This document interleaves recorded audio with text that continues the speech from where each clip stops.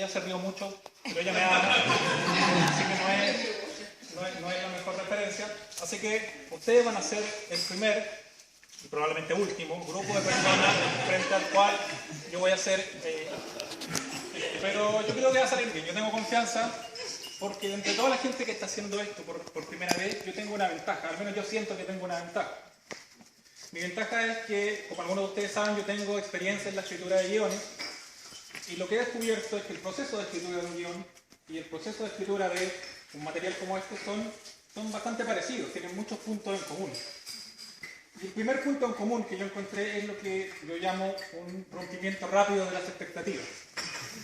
Eso quiere decir que aquello que uno escribe o aquello que uno se imagina, después cuando en la realidad lo va a filmar o lo va a presentar, como en este caso, termina siendo muy distinto a como uno se lo había imaginado, como uno lo escribió.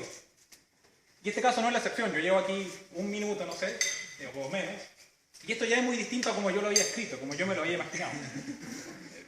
En primer lugar acá, según yo, como yo lo escribí, acá tendría que haber un escenario grande, ¿no? Aquí no estoy parado en nada, y yo estaría detrás del escenario en mi camarín, así empezaría, así tiene que ser, así lo he visto.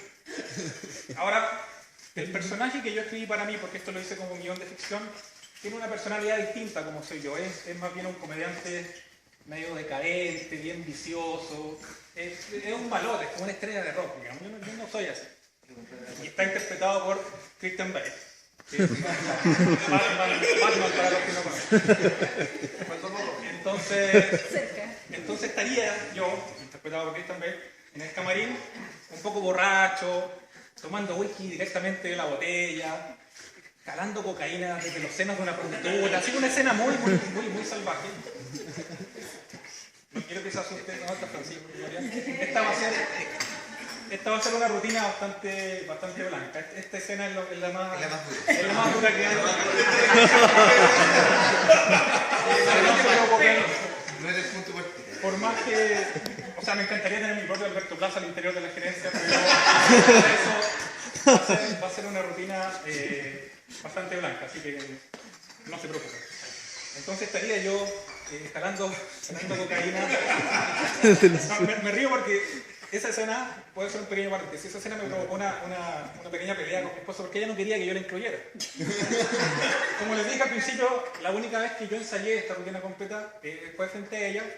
Fue más o menos así. Yo la terminé de escribir y súper entusiasmado, como un cabro chico, fui corriendo donde estaba ella para presentársela.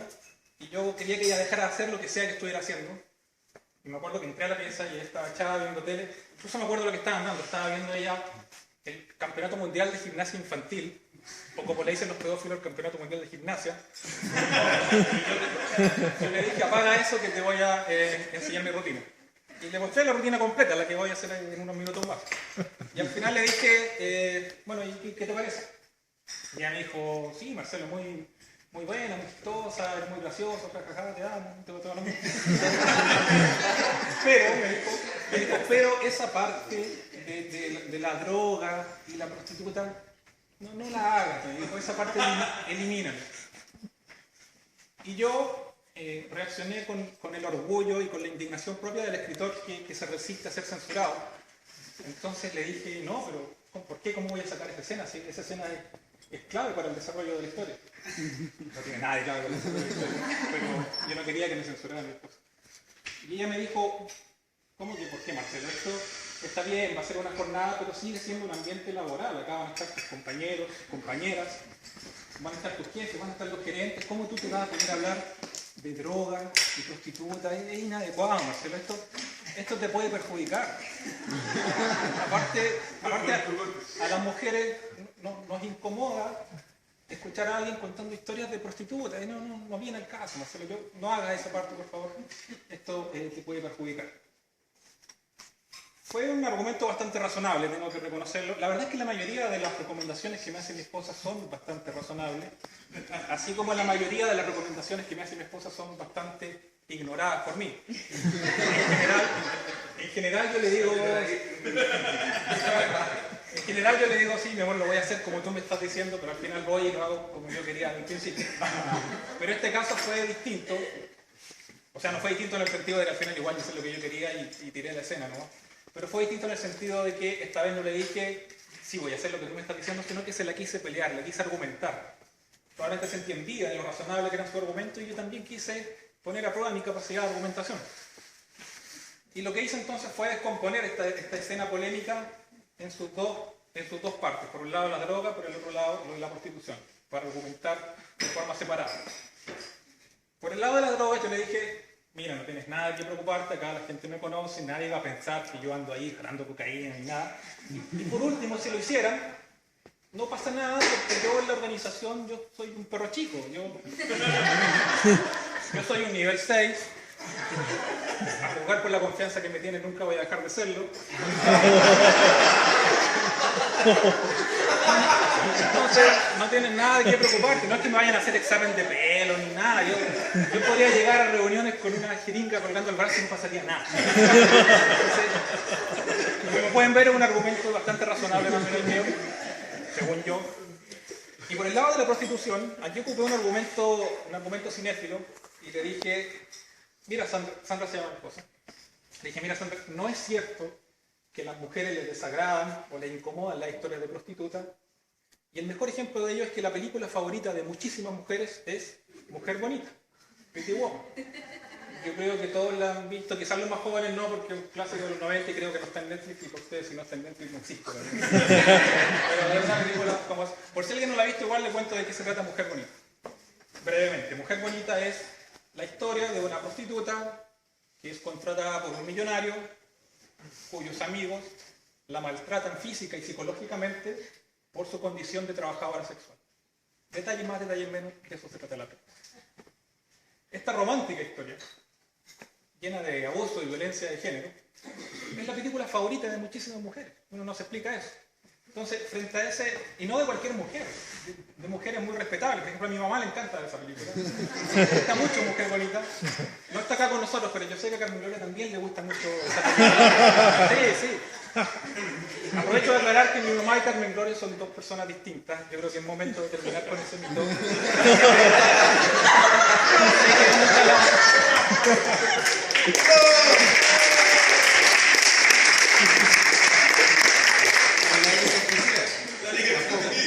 Sé que nunca las han visto juntas, pero créanme que tienen existencia independiente.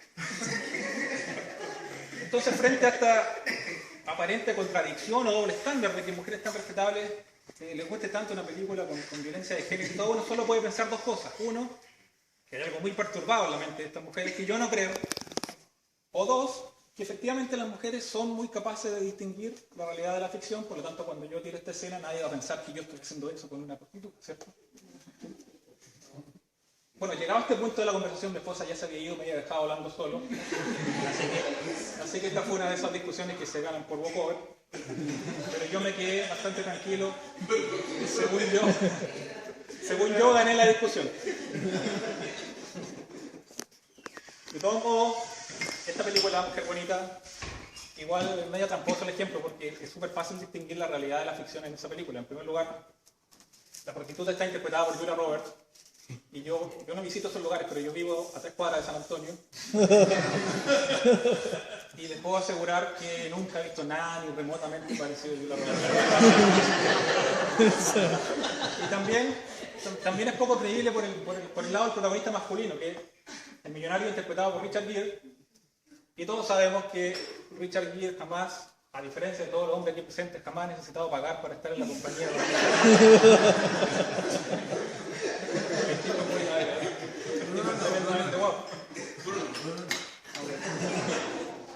Entonces tiene mala señal. Ya, entonces ahí se acaba el paréntesis. Volvemos a la historia del final, donde estoy yo en el camarín haciendo esto con la prostituta y de repente golpean y entra Alfred. Alfred es mi asistente / manager, es mi brazo derecho. Es como un padre en realidad para mí, Alfred, interpretado por Michael Caine.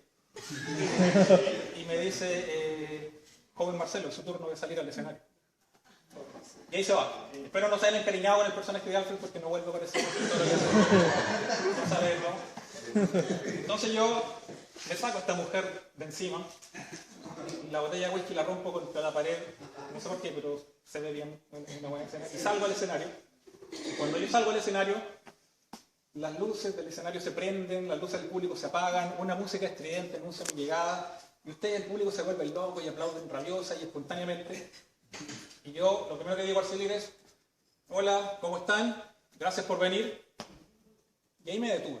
Ahí paré de escribir. Cuando puse gracias por venir, paré de escribir porque me hizo ruido, me sonó raro. Todo lo anterior me sonaba totalmente normal y como que podría ocurrir, pero gracias por venir me sonó muy raro, porque me dije a mí mismo: Marcelo, ¿qué sentido tiene darle las gracias por venir a un grupo de personas que está aquí en contra de su voluntad?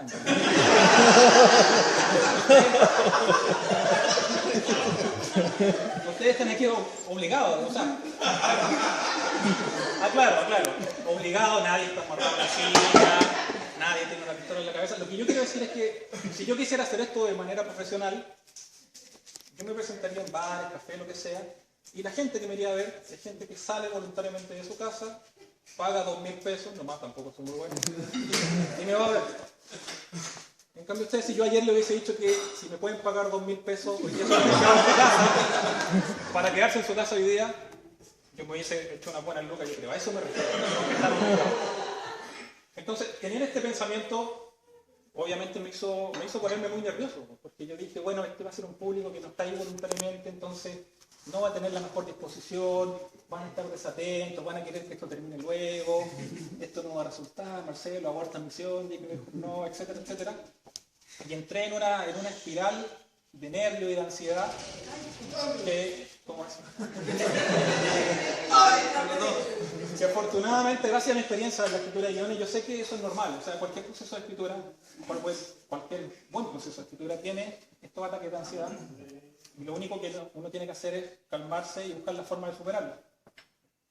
Entonces, en este caso, lo que yo me dije de nuevo: Marcelo, es cierto que esta gente está ahí obligada, pero también es cierto que no es primera vez que están en esa situación. Tú mismo has estado en esa situación, porque todos los años, a nosotros todos los años vemos algo, siempre estamos en esto, en las jornadas de fin de año, y lo que tienes que hacer entonces es recordar qué hemos visto en años anteriores, a qué hemos sido sometidos en años anteriores, para tener una referencia y empezar a compararte con cada uno de esos, y ahí vas a poder ver si esta idea de hacer tu rutina en realidad es una buena idea o no. Bien, me pareció, entonces bien me pareció, mi pura idea. Y empecé a recordar qué habíamos visto en años anteriores de manera aleatoria, ¿no? Cómo se me venían los recuerdos a la mente. Recordé en primer lugar papelógrafos varios y la construcción de un autito, un barco, varios medios de transporte. Ese fue el primer recuerdo. Después se me vinieron a la mente unos enanos que bailaban alrededor de una fogata.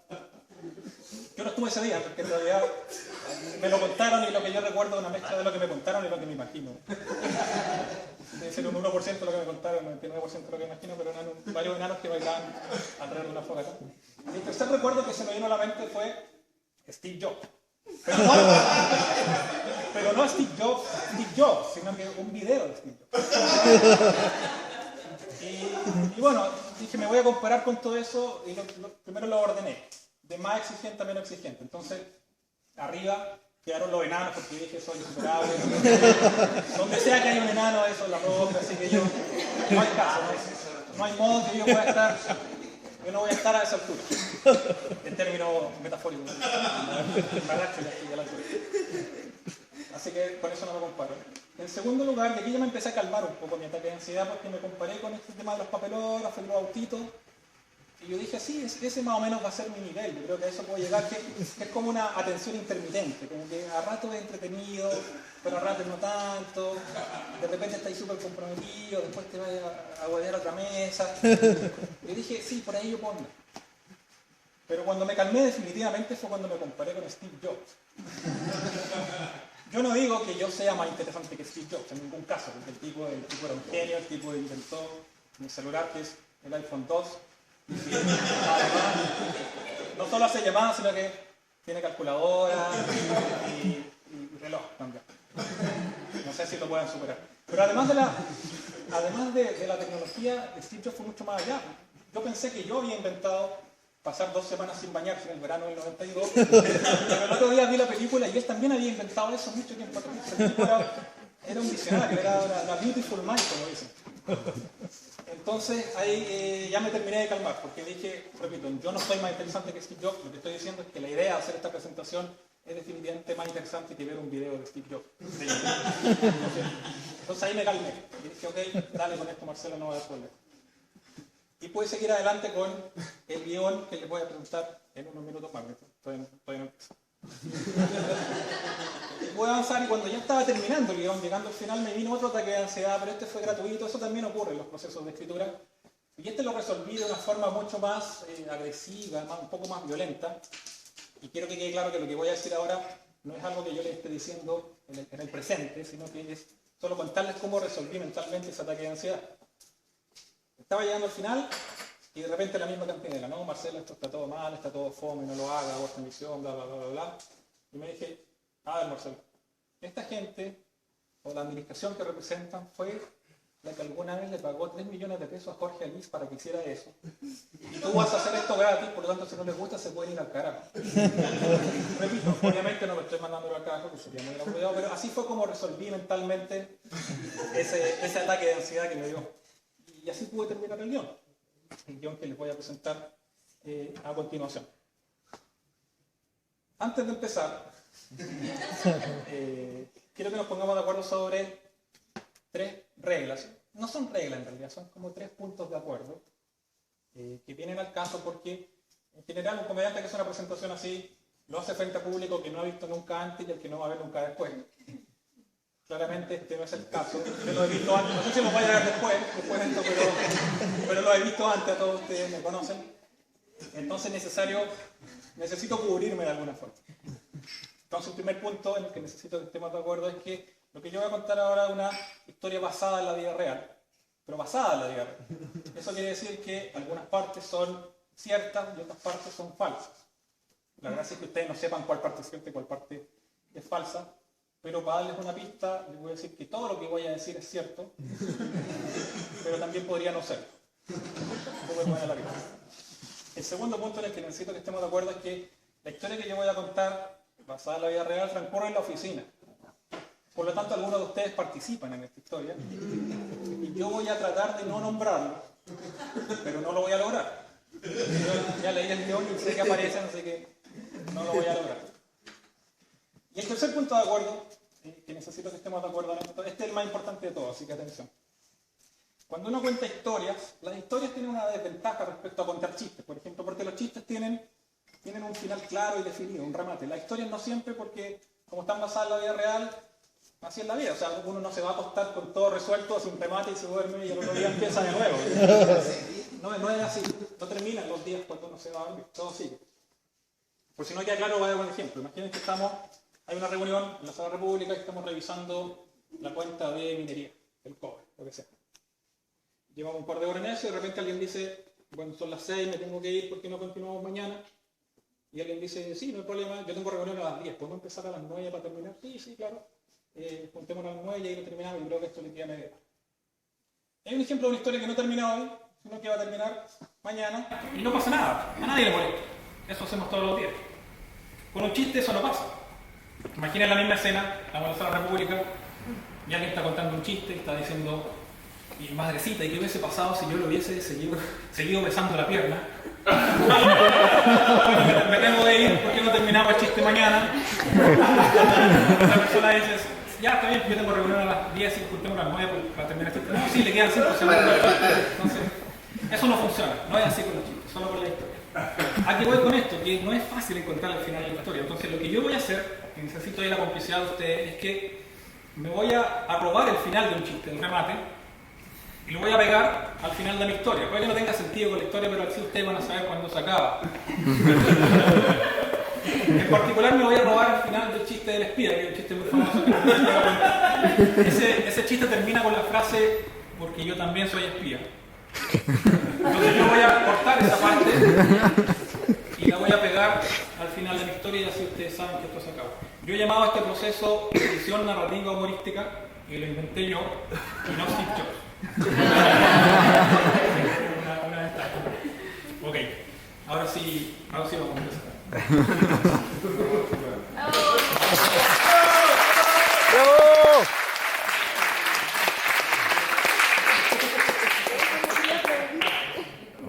título de esta presentación, como lo anticipó René en el book, no sé si lo escucharon, es mi primera vez, porque, bueno, obvio, es la primera vez que hago esto, pero además porque la historia que voy a contar se trata sobre otra primera vez, que es una de las primeras veces más conocidas.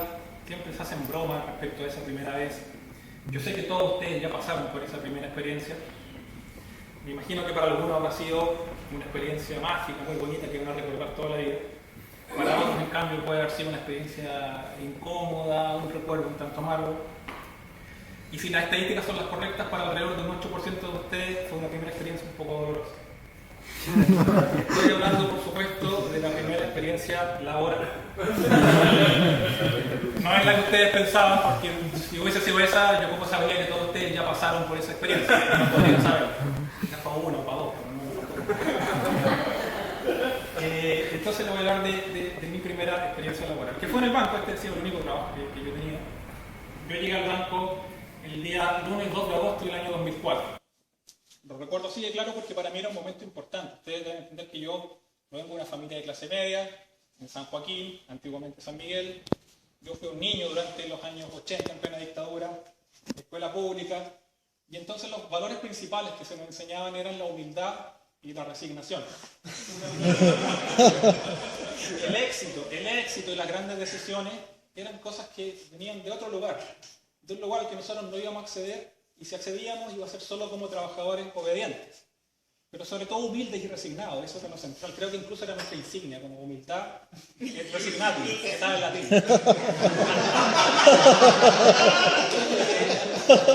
Esa era mi actitud en el primer día del trabajo, y es una actitud que contrasta fuertemente con la actitud que tienen algunos de los jóvenes de la nueva generación que llegan por primera vez al banco, los llamados millennials. No me voy a extender mucho sobre eso, algún día voy a preparar un material solo sobre los millennials.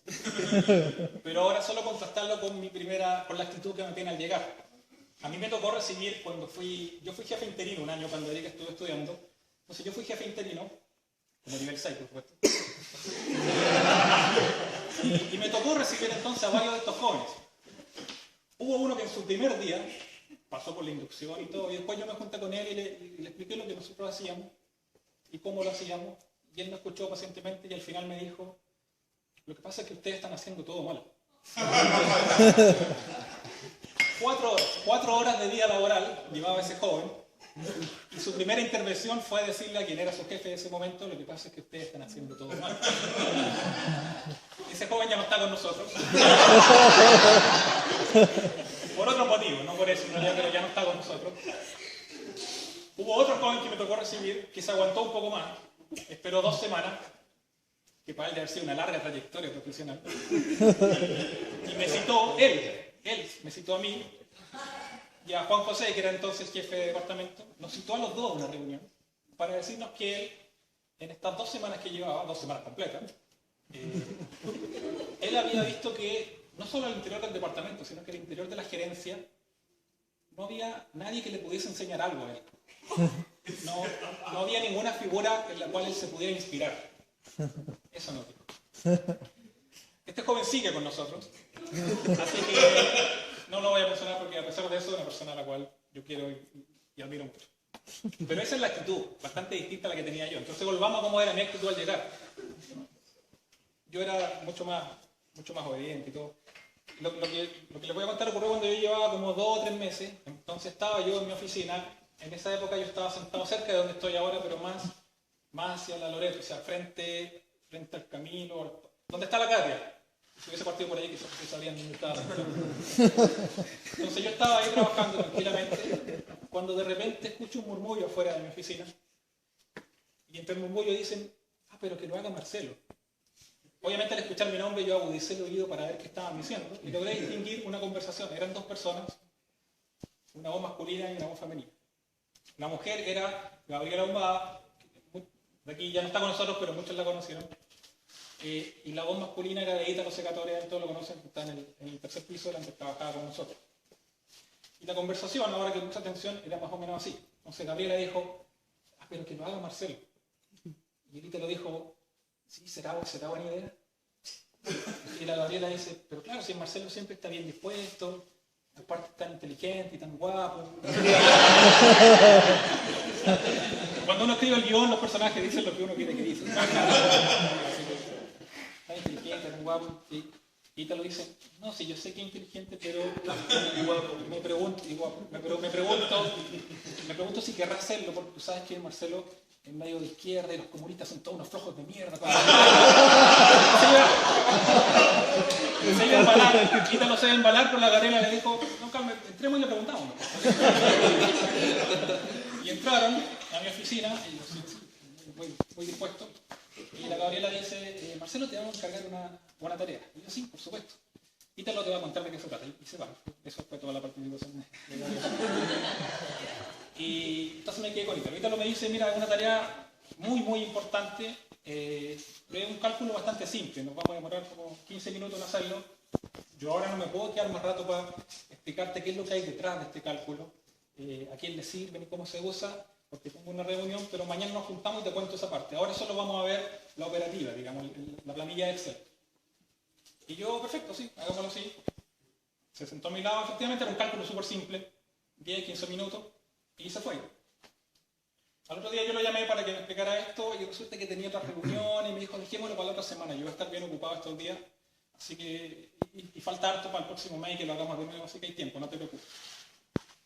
A la otra semana a mí se me olvidó llamarlo, y fue pasando el tiempo, y como que los dos perdimos un poco el interés en tener esta reunión. Hasta que llegó el mes siguiente y había que hacer de nuevo la tarea. Entonces, bueno, me urgí un poco, pero no tanto, porque yo dije, ya aprendí cómo hacerla, había tomado mis notas, muy aplicado. Así que la hice sin problema. No sabía qué significaba, no sabía para qué servía, pero la hice, sin problema. Y así fue por los meses siguientes, porque nunca me junté con Ítalo en realidad. Y hacía yo esta tarea que no sabía para qué servía, pero era tan breve, eran 10 minutos al mes, entonces, ¿qué importa? Dije, está bien. Un buen día, o un mal día en realidad, se me olvidó. Y me urgí mucho, no pude dormir esa noche, porque yo sabía que era importante, según me había dicho Ítalo. El otro día me levanté como a las 6 de la mañana para llegar al banco a hacerla y nadie se diera cuenta que no lo había hecho. En el camino yo pensaba que iba a llegar al banco y iba a estar en llamas y los bomberos ahí. Como que me iban a decir, se murió Vittorio Corvo porque alguien dejó de hacer un cálculo y está conectado a su respirador, no sé. Algo muy grave. Y no había nadie porque era las 6 de la mañana. Entré, hice el cálculo y listo, y pasó peor. Entonces pude respirar tranquilo. 2 meses después se me olvidó de nuevo, pero esta vez me acordé 3 días después de la fecha en que había que hacer el cálculo. Entonces ahí, claro, me urgí, pero también tuve por primera vez una sospecha. Yo dije, me da la impresión de que este cálculo no lo está viendo nadie. Que habían pasado 3 días.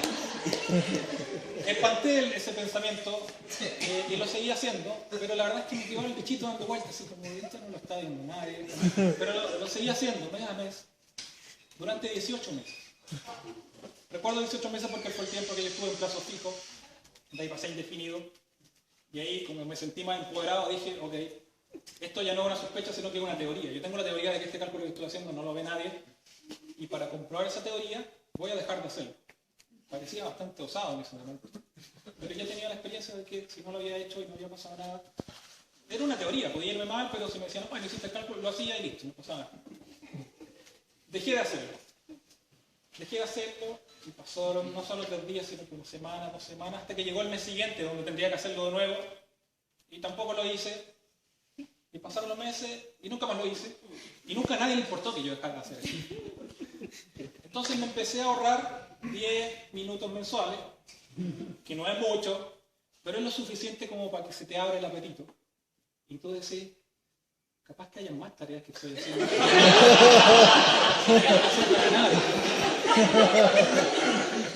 Entonces, lo que hice fue, me hice una lista de todas las tareas que yo hacía, para irlas chequeando una por una, y ver cuáles eran candidatas de que no la estaba viendo nadie. Entonces empecé, y más C. No, esa no la voy a dejar de hacer. Cuenta anual. No, esa también la usan, se demoran un poco en usarla, pero la usan. Y seguí con todas mis tareas y al final identifiqué 2 o 3 candidatas a dejar de ser hechas porque parecía, en teoría, que no servían para nada. Pero esta vez mi plan era distinto. Estas tareas sospechosas yo no iba a dejar de hacerlas, las iba a seguir haciendo, pero las iba a hacer mal. Pero no hacer mal el cálculo, no así donde tiene que ir un 4 o poner un 5, no. Tiene que ser absurdamente mal. Y tampoco poner así 3000%, que el economista igual le va a encontrar explicación al crecimiento de 3000%. Tenía que ser más absurdo todavía. Allí donde se espera un número, iba a poner una palabra. Más aún, una mala palabra. Aquí es donde me autocensuro, porque como me comprometí que esta iba a ser una rutina blanca, no voy a ocupar una mala palabra muy pesada, pero originalmente en el guión la mala palabra iba a ser pico. Pero la saqué porque se puede malinterpretar, ¿eh? Porque si uno puede, en esta tarea, el crecimiento fue de pico, eso se puede interpretar como que a uno no le importa su trabajo. Y eso no es para nada lo que estamos haciendo acá. Lo que yo estoy haciendo acá es identificar tareas innecesarias para hacer más eficientes nuestros procesos. Esto es para optimizar, no es otra cosa. Después vamos a hacer la vuelta con todos para Entonces decidí no ocupar esa palabra para que no se malinterprete, pero como tenía que ser una mala palabra y dije que iba a hacer una presentación blanca para que todos se rían, voy a ocupar la palabra pichí. Pichí nos sirve para este ejemplo porque, bueno, uno es una palabra muy infantil y eso hace estrago en alguna parte de nuestra asignatura, es el humor infantil. Y en segundo lugar porque es una palabra que jamás se va a confundir con un insulto. Nosotros nunca hemos visto en la pared que diga así, pichí para el que lee. O que alguien se enoje con una persona y le diga, tu opinión me importa un pichí. No. O que alguien esté cansado y diga, estoy hasta el pichí de leer. Entonces, es una palabra que nos sirve. Nos sirve para esta ocasión. Bueno, finalmente, nunca llegué a concretar mi plan. Sin embargo, mantengo la certeza de que tenemos algunas tareas que son innecesarias. ¿Ustedes saben por qué estoy tan seguro de eso? Porque yo también soy espía.